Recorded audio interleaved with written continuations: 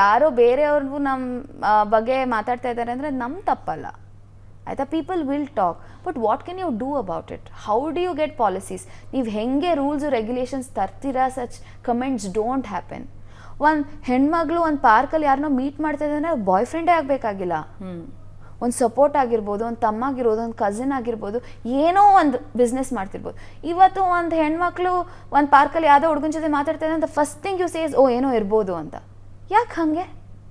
So ನಾವು Y ಅಂತ ಪ್ರಶ್ನೆ ಮಾಡೋದಕ್ಕಿಂತ what can be done, how do we change the mentality should be more important. One, ನಾವು ಹೆಣ್ಮಕ್ಳಿಗೆ ಹೇಳ್ಕೊಡ್ಬೇಕು ಸೇಯಿಂಗ್ ದಟ್ ಯಾರೋ ದಾರಿ ಉದ್ದದಲ್ಲಿ ನಮ್ಮ ಬಗ್ಗೆ ಕಮೆಂಟ್ ಮಾಡ್ತಾರೆ ಅಂದರೆ ಅದನ್ನು ತಲೆಗೆ ಹಚ್ಕೊಬೇಡಿ ಅಂತ ಫಸ್ಟ್ ನಾವು ಹೆಣ್ಮಕ್ಳಿಗೆ ಹೇಳ್ಕೊಡ್ಬೇಕು. ಯಾಕೆಂದರೆ ನಮ್ಮ ಅಪ್ಪ ಹೇಳ್ತಾ ಇಲ್ಲ ನನಗೆ, ನನ್ನ ಗಂಡ ಹೇಳ್ತಾ ಇಲ್ಲ ನನಗೆ, ಯಾರೋ ದಾರಿಯಲ್ಲಿ ಹೇಳ್ತಾ ಇದ್ದಾರೆ, ಅವ್ರಿಗೆ ನಮ್ಮಿಂದ ಏನೂ ಉಪಯೋಗ ಇಲ್ಲ, ನಮಗೆ ಅವರಿಂದ ಏನೂ ಇಲ್ಲ ಅಂದರೆ ನಾವು ಎಂತಕ್ಕೆ ಅದನ್ನು ಕೇಳಿಸ್ಕೊಂಡು ತಲೆ ಕೆಡಿಸ್ಕೊಂಡು ನಮ್ಮ ಲೈಫ್ನ ನಾವು ಹಾಳು ಮಾಡ್ಕೊಬೇಕು ಅಂತ ನಾನು ಯಾವಾಗಲೂ ಪ್ರಶ್ನೆ ಮಾಡ್ತೀನಿ. ನನಗೆ ನನ್ನ ಸೆಲ್ಫಾಗಿ ನಾನು ಪ್ರಶ್ನೆ ಮಾಡ್ಕೊತೀನಿ.